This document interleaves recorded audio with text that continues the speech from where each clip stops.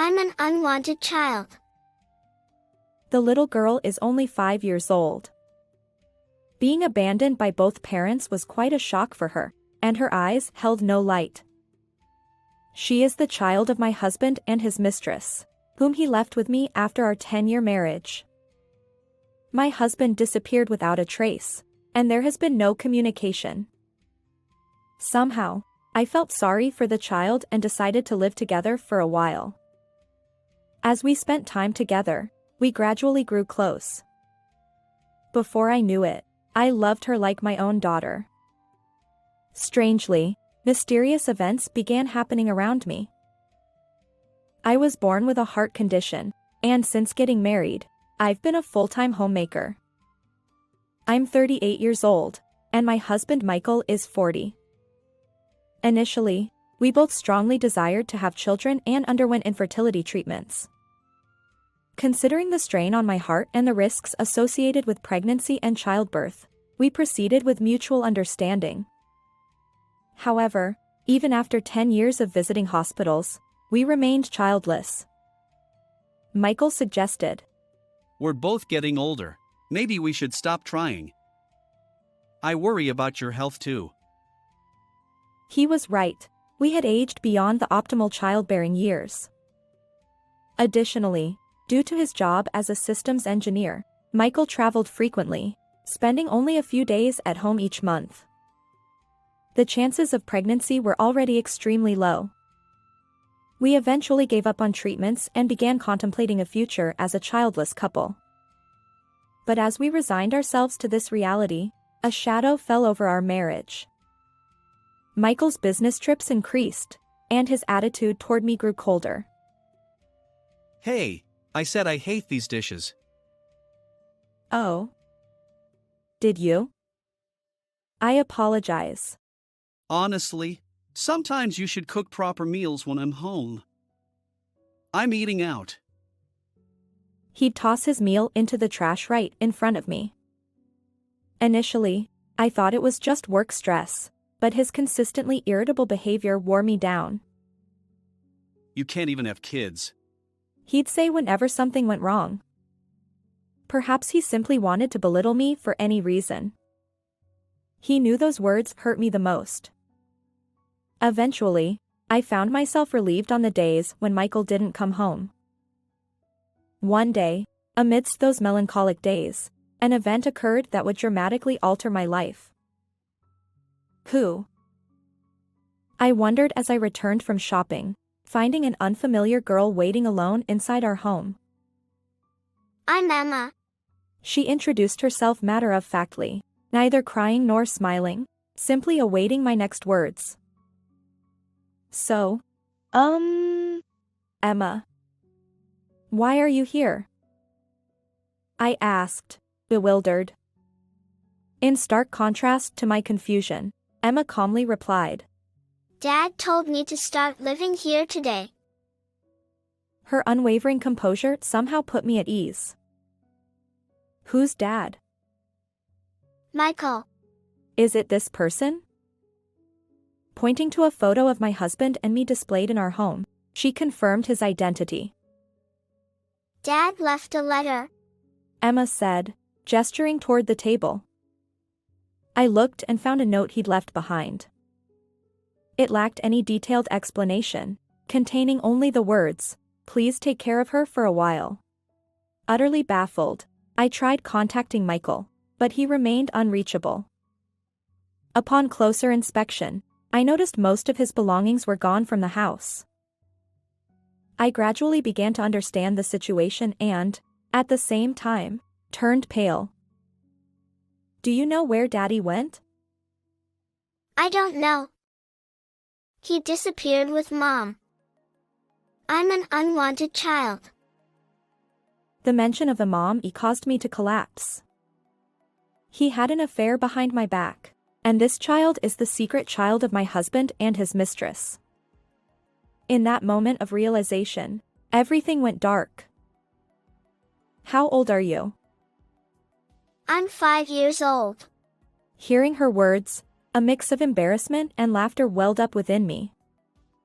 If Emma is 5, Then Michael must have been having an affair for at least 5 years. How could I have been so oblivious for such a long time? Perhaps his recent change in attitude, like suggesting we stop infertility treatments after 10 years, wasn't about concern for my health but rather his growing aversion to our relationship. Are you okay? Seeing me fall silent, Emma seemed worried and spoke up. I'm sorry. It's okay. My name is Olivia. Nice to meet you. I couldn't keep lamenting in front of a 5-year-old, so I made an effort to act cheerfully. As I looked at her, I noticed that Emma didn't have any belongings with her. The only clue to her identity was a photo of her and her mother tucked into her pocket. She told me her mother's name, pointing to the woman in the photo. This person is Mommy. Could this woman be my husband's mistress, the one who abandoned Emma and ran away with him? While it might be typical to consult the appropriate authorities to determine the mistress's identity and seek child protection, even knowing this, I found myself torn about whether I should abandon little Emma right in front of me. Abandoned by her biological parents and abruptly brought to a stranger's home, how would she feel if she were sent somewhere else again? Think of it as taking care of Michael's child. After much deliberation, I reluctantly convinced myself. And so began the strange coexistence of Michael's secret child. Olivia, the bath is ready. I made sure the water is warm enough. Thank you. Emma, you're amazing. You've already learned that too. Initially, she only answered when asked, but as we lived together, we gradually grew close. Emma was exceptionally bright and quickly picked up everyday tasks, even assisting me. Olivia, you should buy this. Why? Just a feeling. I think something good might happen. Living with Emma, I often received these small pieces of advice. Without any apparent reason, she would whisper suggestions like, Do it this way. or, Try that. strangely, whenever I followed her advice, things worked out well. I don't know why, but maybe she has a mysterious ability to see the future, I thought. Initially, it was out of sympathy, but after 6 months, I couldn't imagine life without her.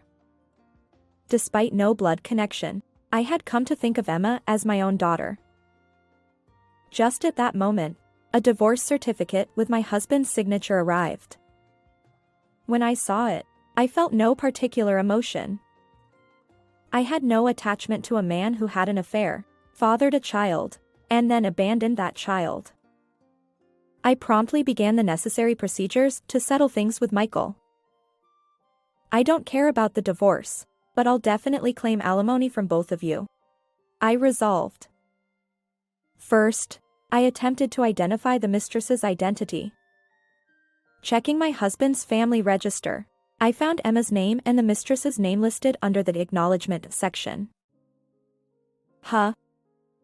What does this mean? However, I discovered an unexpected truth. Faced with Michael's selfishness and malice, I felt that ordinary retribution wouldn't suffice.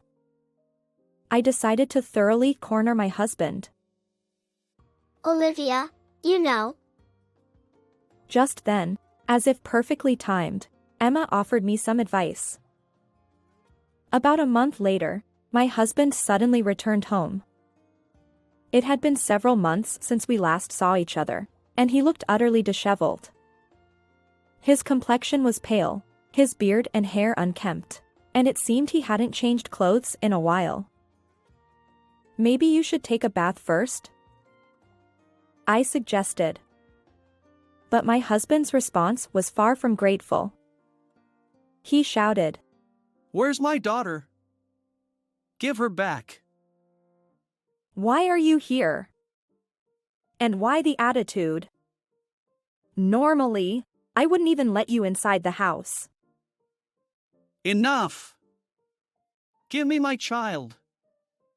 She's mine. Ever since she disappeared, nothing but misfortune has befallen me. Before he could finish, he clamped his mouth shut. Interesting choice of words. What does your misfortune have to do with Emma? He stammered. Well, you see. Is this misfortune related to Mom's parents' company going bankrupt, or your affair being exposed to another woman, or perhaps a personal illness? I pressed. As I confronted him, Michael's eyes widened, and he froze. You've had 3 other relationships besides me, haven't you? I know all about them, I declared.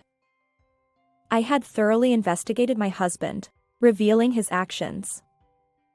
According to the family register I checked a month ago, Emma's mother had already passed away. The woman Emma called Mommy was deceased, and the one she referred to as a mom had vanished along with Michael. I successfully enlisted the help of a private investigator and met with Emma's mother's brother. You met this woman during a business trip. This person is the first mistress, Sophia, and Emma's biological mother. Sophia's brother explained that he hadn't known anything about Sophia's life before her tragic accident 6 months ago because they lived apart. When I requested further investigation from the private investigator, the backgrounds of both the woman whom Emma referred to as a mom and the other lover have gradually come to light. Emma used to call the woman who disappeared with you Mom. Such a tasteless way to address her. That's because Emma cried and missed her mother, so I just told her that the new woman is her mom. When the first mistress was no longer around, he smoothly moved on to the next woman. It seems my husband doesn't consider Emma at all. Next, this woman is the heiress of a major corporation, Isabella. Apparently, there was no successor. Now I understand why you entrusted Emma to us. Additionally, Michael had an affair with Charlotte, a receptionist working at an out-of-town branch. He maintained this relationship during his business trips. We'll discuss this later. Just give me back my daughter. She's the only one I have. Don't dodge the issue. And what do you plan to do with her now? What's wrong with a biological parent taking the child back? She's mine. I need her help, just like before.